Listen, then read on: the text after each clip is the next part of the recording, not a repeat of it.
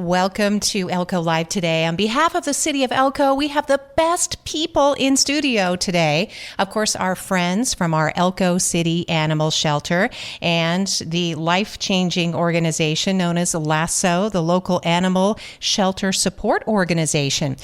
What a great crowd we have today. Well, Jan Baum's sitting on the sidelines. She's just going to be here jumping in, our city manager, because we're going to remind about a special community meeting, I guess, tomorrow. That's going to be at the Elko Convention Center. Jan, I guess if you just want to remind her, that's for strategic planning. That just occurred to me that we have to remind people about that one, right? Yes, so thank you, Lori, for bringing that up. So that is tomorrow. I believe it is 9 a.m. to 4:30 p.m. It's all day. It's at the Elko Convention Center. It is open to the public because, of course, it is a live meeting and it is a public meeting.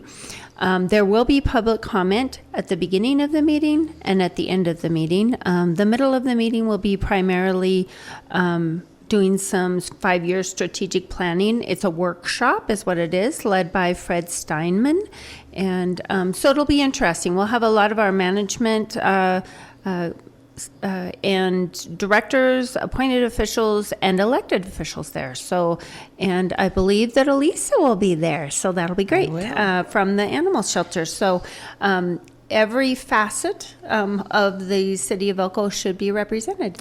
That's fascinating. And again, a great chance for the community to drop in and see government at work. Jan Baum is our city manager, and that'll be all day Wednesday, Elko Convention Center. Just want to remind everyone, introducing today's program, all about the animal shelter in LASSO. The city did vote unanimously, without question, that we need to explore the construction of a new animal shelter. So they have approved design funds for that, right, Jan? Absolutely, they did. So the city council approved that project during our budget process.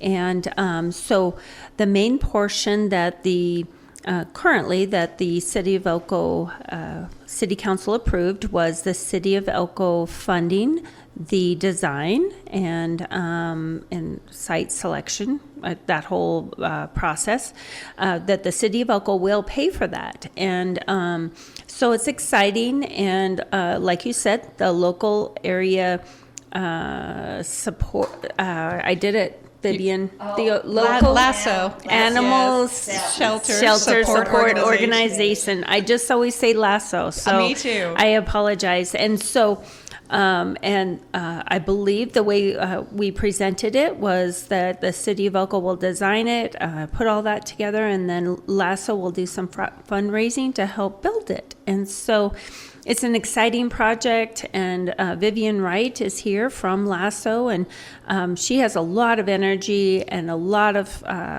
passion for animals, of course, and she spent, pretty much her whole life working with animals. And so we're so fortunate to have her, and we're excited to see this process going. And then, of course, we have Lisa Mangum, who is our animal shelter manager.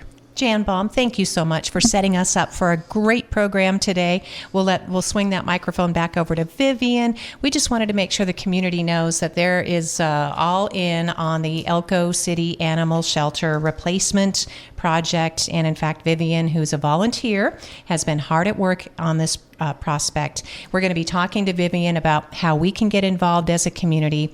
But Elisa Mangum has been our animal shelter manager for a few years now, Elisa, and we really cannot thank you enough for all the many crucial changes that have been achieved with your leadership, and you're always quick to credit your staff and everybody else. So thanks for being on the radio with us today. Well, thank you for having me, and it definitely takes a village to keep us rolling. So it is definitely not a one-person duty. So the thank you goes to everyone.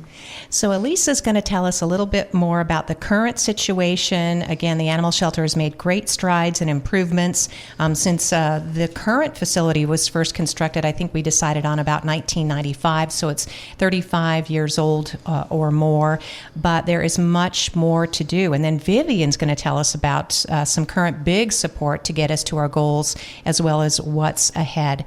But Elisa, first of all, you've got some numbers, and it all lends to this recognition of the Elko City Animal Shelter being a no-kill shelter. Yes, we, I guess, are over the moon with excitement in achieving that goal. Best Friends awarded us a Touchstone Award for 2024 for the no-kill and reaching that 90% success save rate. So, we're striving every day to continue the no-kill movement and, to help our community any which way we can. So we're going to shoot for getting that award in 2025 as well. Perfect. And of course, doing that with volunteers of the Elko Animal Shelter. The goal is to make sure that these animals are rehomed. Some are surrendered, some are simply stray, some are litters of animals. That's why we're going to talk about the significance of the spay and neuter program. So, Elisa, maybe some numbers that might help people understand what the current situation looks like. So I just pulled our numbers from our intakes from the beginning of the year to today. We've had over 1,000 animals come through the Elko Animal Shelter, and we have either found them adopted homes, returned them to owners, of course, if they were out wandering the streets without their supervision. Got them to rescue groups. Some of our feral cats, we have gotten to our our community cat program where they get to go and have a job to do. So, we have just been very grateful for our community in the adoption aspect, as well as working with us to continue on. It used to be that we had to euthanize many, many animals. The animals that are euthanized now, and we should explain, they are sick or badly injured. They may have behavioral issues. For example, Lisa, you know better and can explain better, but it is always the goal to try to place the animal with a permanent home. Yes. So the euthanasia animals that we have done this year, we have done 16, but those have been injured animals to where the vet has recommended best to be euthanized due to the health of the pet. So we have worked, day and night trying to make sure that we find the best placement for the animals. And, sometimes behavior is a problem, but what may not work for somebody may work better for somebody else. So if you have an active dog and your family is less active, that may not work out. So placement for the right home is kind of what we work for and strive for. Elisa, that number, as heartbreaking as it is, 16 out of 1,000 animals. So, that's incredible. So much different than it used to be, frankly. Yes. So many efforts. So, with that goal, the current shelter, and Vivian's going to talk more about this too, but we were at capacity, and we are frequently at capacity at the current animal shelter, right? If you want to describe it for us. So as of yesterday, we were at capacity. We were back at capacity with owner surrenders. We do have some, hoarding situations in our community that, get dealt with regularly by animal control. And we just work on, trying to work with our animal control officers as well as our community to get those situations handled. But this morning we did have a transport to 3 different rescue groups, and we also were able to help another nonprofit, Animal House, with transporting some of their animals. So we sent out 23 animals to rescue this morning. Oh, that is fantastic news. And again, those are animals that are going outside the community because obviously there may not be the demand, and despite rumor or, sometimes people say things to the contrary, they don't know that they're harming an organization, but these are all animals. These are mixed breed animals. Nobody's picking and choosing. We're just simply trying to get all the animals to good homes. Correct. Yes. I'd like to throw in, this is Vivian, I'd like to throw in one thing that a lot of the public doesn't realize is, Elisa said that we've had 1,000 animals through the shelter this year. I'd like to let everybody know that we only have 27 dog kennels and 18 cat kennels. And so when we get at capacity, it goes to capacity very quickly. And it is life or death that we do something with the animals, transport them to other facilities or other rescues that can assist us with this situation of keeping the Elko Animal Shelter at a no-kill status. Vivian, it's a perfect time. Elisa, you'll take a little break because I do want to introduce and talk about you. Vivian, you've been an advocate for the animal world for many, many years. Would you mind sharing your story with us? Well, I went in to adopt a cat from the Elko Animal Shelter, and when I did, I saw that there were only 4 cat kennels, and I was approached by Dr. Jack Walther and wanted me to help him raise some money to build a spay-neuter facility for the Elko Animal Shelter. And I said, well, that's fine, but, we need more cat kennels. He said that was going to cost a little bit more money. So what we did is we built a separate building, and we moved all of the employees, the Elko Animal Shelter employees, out of the kennel building, which they shouldn't have been in the first place, moved them into the spay-neuter clinic, and then that way we could add additional kennels. So we increased the cat kennel area and some of the dog kennel area. And when we did so, and then we built a spay-neuter clinic in about 2010, maybe we started in 2011 spaying and neutering. And within 18 months, the euthanasia rate dropped by 2/3 because we had made those simple little changes. But then having Elisa come on board, and with the support of the city council and Jan, we were able to maintain and hit no kills since about 2003. We're very proud of that because 2,000 animals a year go through that shelter. However, we do have a situation where Elko is growing. That kennel building is outdated and it was too small for us 15 years ago. So now it's time for us to look at building an addition or enlarging or reconstructing. We're going to have to do something to be able to maintain a no-kill status within this community, especially since this community is growing. And the dynamics of the populations are always changing. They're moving. Maybe they have to move, and they don't have a place where they can relocate their animals, and it's very sad when they have to bring their animal to the shelter. Or maybe somebody dies. We've had that situation happen before. Well, actually, we've had that situation happen a lot where somebody dies and we are there with their animals, and maybe the family of that person that dies can't take that animal. We run into all kinds of different dynamics, divorces, jail time, hospitalizations. But the long and the short of it is we need a new, bigger animal shelter, and the public can help us do that. And that's where we are on the doorstep again of fundraising with the city support for the design of the shelter.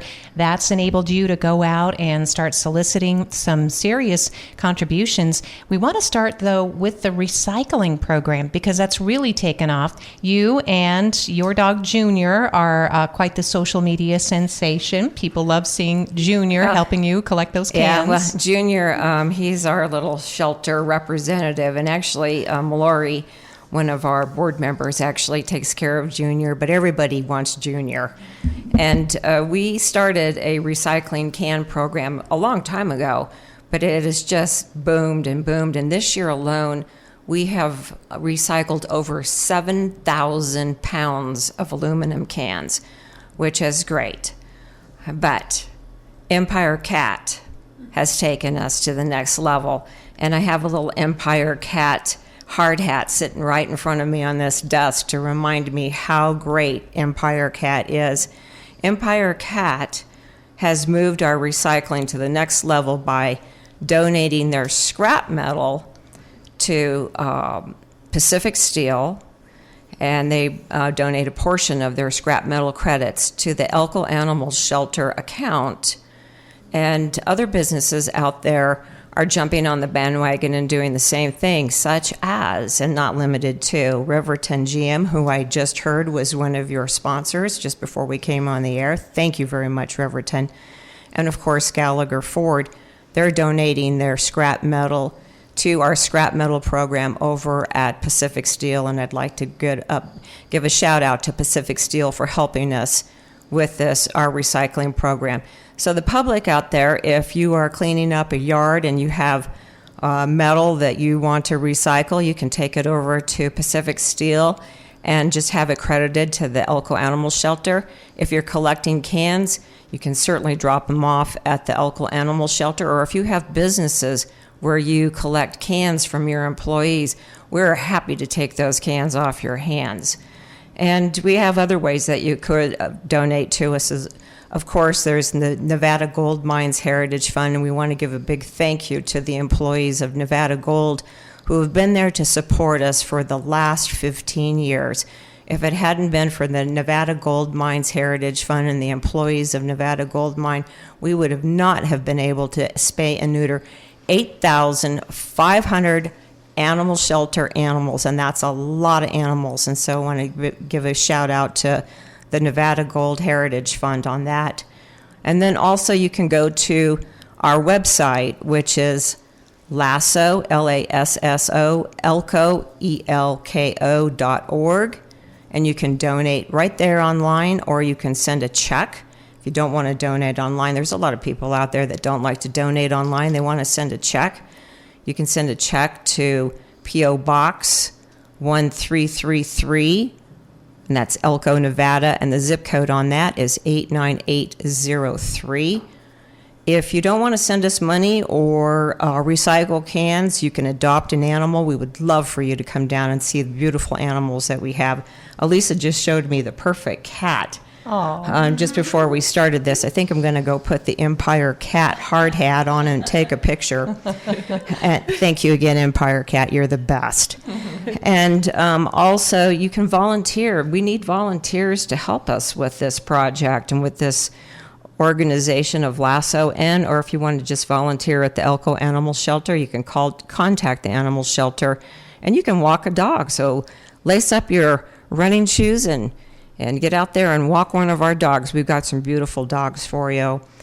And I think that I have hit every way that you can adopt to us. Oh, you can adopt, you can donate. Oh, you can put us in your will. We will love you forever and name a building after you if you leave us in your will.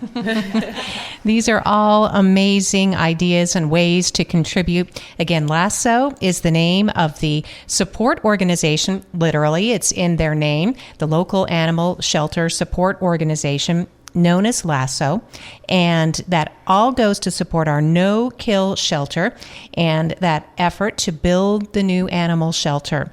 So any timelines? Is there a target how much money we need to raise, Vivian, or what are you telling folks right now? Well, right now we're waiting for a feasibility study so that we can see exactly the size and the scope of the project. I am guessing, just by what I have been reading and studying, that we're going to need at least 7,000 square feet, maybe 10,000, but I'd like to keep it down to 7,000 if possible. I'd like to take the old kennel building. I don't know if everybody out there has ever been to the animal shelter, but we actually have two buildings. We have the kennel building, which is the building that's actually in the biggest need, and then we have the spay-neuter clinic. But I'd like to take that original kennel building and turn it into maybe disaster relief or hoarding situations, so that if there's a disaster, a flood, a fire that's in Elko, we can use that building for animal relief. Because I've noticed when there was a flood in Texas that they had all these kennels. Actually, they were crates. They were smaller than kennels, and they were crating all these dogs everywhere and cats. And so it would be really great if we could use the original building. Of course, we'd have to rehab that a little bit. Maybe that's, the second phase of this, and use that for disaster relief or hoarding situations. Because sometimes we get hoarding situations, we have 20 or 30 dogs that show up. And if our kennels are occupied at that time, it becomes quite stressful for the staff, and everybody's on all hands on deck trying to take care of these animals so that they aren't euthanized. And I want to thank the public. The public has been so great to us. If it hadn't been for the public, we would not have been able to build the spay-neuter clinic. And I'd like to remind you all out there that that spay-neuter clinic was built with all private donations and supported with private donations for the last 15 years. And I want to thank the public and everybody that's involved. And we've had some great donations, and and people that are really supporting us with this new project. And, the small mine development, they have been wonderful. And we've had a lot of anonymous large donations that have been sent, and I would love to give a shout out to those people, but they don't want me to shout out to That's this. right. They just But I want to thank them anyway. Oh, I'm glad you did, Vivian. Absolutely. And it's that kind of collaboration that you're talking about, because when you, as you said, you've rescued animals from a hoarding situation, they have to be bathed. They have to be, they're already traumatized. There are special conditions. And I wanted to also remind listeners that the reality is that there are a number of homes in which there are pets alongside abused family members. So, Committee Against Domestic Violence, we are aware, I'm on that board of directors, and we are aware that sometimes there are people reluctant to leave their homes, Vivian, because they aren't able to take pets with them into shelter, right? So that relationship is so important. That's why we need critical. We need It's these critical. facilities. Yes. Yes, we would like to have a humane hold. In our shelter right now, we don't have a dedicated spot for like puppies, or we don't have a dedicated spot where you can actually interact with a cat. We don't have we have an exercise area that's outside, but if the weather is bad, then it's very difficult to interact with an animal that you might want to adopt if the weather is snowing or freezing and raining. But I'd also like to mention a couple of other things, is that we do have our trap, neuter, and release program that was funded by Best Friends and the Rachel Ray Foundation. Thank you very much, Best Friends. And they are helping us a lot with our feral cat, which are actually called community cats now. We have our working cat program where we relocate problem cats into ranches or warehouses where they work out very well as mousers, and they're not very sociable creatures, but they do their job very well. And we also have what's called our old dog program. I guess I should be calling them senior dogs, but I like to call it an old dog program, where we have some funds available for our senior dogs that are difficult to adopt out because maybe they have some dental issues, and taking senior dogs to a veterinarian to have some of those dental issues figured out before they're adopted is critical. So we have that program to make our senior dogs a little bit more adoptable and a less financial burden to the new adopter. So we have that, and then I'm not sure, Lisa, did you already talk about our low cost? Spay neuter? No, our low cost vaccination clinics. Oh, we're going to talk about that too, because every animal that is adopted from the Elko City Animal Shelter, this is basic, but is spayed, neutered, microchipped, and first vaccinations, right? Correct. Okay. Correct. So yeah, tell us about the shot clinic. So we had our first initial low-cost shot clinic on July 12th. We feel that it turned out or went quite well. We were able to help 49 dogs in our community become current on vaccines. It moves and microchips. Nice. Yep, it moves smoothly, efficiently. I definitely have to send a huge thank you out to Dr. Brandy Kreiser for being there to be our veterinarian to, do this shot clinic. Also to our volunteers of the shelter, as well as, our technicians that were able to assist Dr. Kreiser in the vaccines. So without everyone that came to show up to help that day, it wouldn't have made that possible. So I am grateful to each and every person that made that shot clinic available, or, And it was so successful that you're going to do it again. Yes. I think we're looking sometime in September to have another low-cost shot clinic and microchip clinic. There's not a date yet that we have set, so that is to be determined. All right. We will look forward to more information. We're visiting again with the top-rated crew, the Touchstone Award winners from Best Friends for the success of the Elko City Animal Shelter in maintaining their status as a no-kill shelter. Vivian Wright is She is challenging the entire community to get on board with this, and she is quite successful in fundraising for our animal shelter expansion. And Elisa Mangum is our Elko Animal Shelter Manager. And you're ready to say something, Vivian? Yes, there's so many people I'd like to thank. I forgot about our veterinarians. I don't know how I could do that. I'm married to one of them. That's just what they do for us, right? Yes. But I'd like to thank Dr. Matt Barnes from Aspen, and also Austin Greiser from Elko Vet Clinic, and of course Brandy Greiser. They come and they spay and neuter our animals and give them vaccinations and look them over, and they do this on their days off. And I'm not sure that the community is aware that these veterinarians, and my husband, Dr. William Wright, I forgot about him. Yeah, is there a Dr. Wright in all this? He's been there from the beginning. Yes. You should definitely be shouting out to your husband. Dr. Wright's been there for at least 15 years helping the animal shelter. So without our veterinarians, we could not have done any of this. And they show up on their days off. They're already working their normal jobs. And they show up on their days off and during their lunch hours and on the way to and from. And they're helping our animals. And they're giving them rabies shots, and they're checking out our animals and spaying and neutering. Please remember that we only spay and neuter the animals at the Elko Animal Shelter. But I'd like to give a big shout out to our veterinarians. We could not have done it without them. There is just no possible way that we could have done it without them. That is an incredible community. And Elisa, I'm sure, sometimes you get animals and they're injured. Yes, and they have to be evaluated. So Yep, and it's nice that they, they're easy to contact and, are able to swing up and take a peek at our animals and make sure that they direct us in the best fashion for those animals. Go ahead. The other people that we definitely need to thank is the other rescues in our community as well. Oh, yes, absolutely. Because the shelter is just one facility in our community that helps animals. We have Animal House Rescue and Sanctuary. We have Endless Possibilities.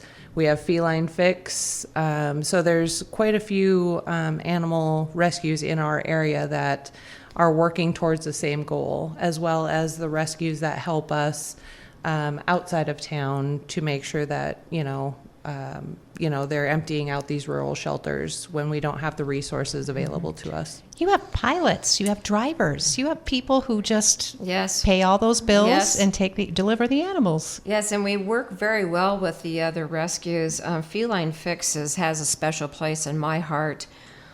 She has done so well with all of the cats, and as many people know, we have an issue with too many cats in this community, which is why we have our TNR program, which is the trap, neuter, and release.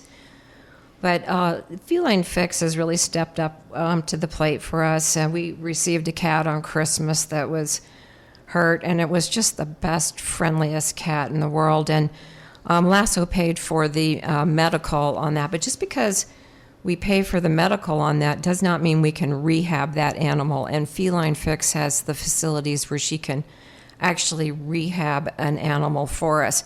So if we do get an animal that's hurt, and even when we can get medical assistance, doesn't mean that we can actually rehabilitate that animal, because we do not have the shelter space. Hence the reason that we do need a new animal shelter, is because we need more space to do more things. And the other thing I want to say about, I don't want it to just be an animal shelter. I want it to be an animal center. I want it to be a little bit more uplifting and have more community involvement. We could do like a lot of really wonderful things. We've already started with the low-cost vaccination clinics, but we can do things that I can write grants for, like for dog training. We could write a grant. So if you adopted a dog from the animal shelter, then maybe you could receive or participate in dog training classes that are funded by other nonprofits and animal organizations that are out there. There's so much that we could do where we could make this not just an animal shelter, but a place where the community could get involved and uplift the lives, their lives, the lives of animals. If we could create even just a fence walking trail, and you want to go for a jog, well, then come out and go for a jog with one of our animals. Or maybe you're having a stressful day and we can have a a cat cafeteria where you could just come and sit with a cat and have a cup of tea. There's a lot of people out there that would like an animal but can't have an animal in their house, but maybe they'd like to come and sit and participate and soothe their stress as well as the stress that is involved with having animals at the shelter. There's so much that we can do if we just come together as a community. It's not that hard. Vivian Wright, you are doing an amazing job at this. Thank you so much, and we appreciate it. Obviously, you have tapped into the love and the generosity of this community. We just need to continue it. And so the best way to make these contributions, Vivian Wright has talked about that. She is with LASSO, LASSOelko.org. You can donate online, or you can send a check to P.O. Box 1333, Elko 89803. Or I'm certain if you stop by the shelter. Oh, and Vivian's got another. Yes, please. You know what? I could just go on for hours. You guys could just have me here on the radio. I can just tell you how to do everything. I can tell you need your own show. That is for sure. Yes. I'd like to give a shout out to all of those people that drop off those aluminum cans.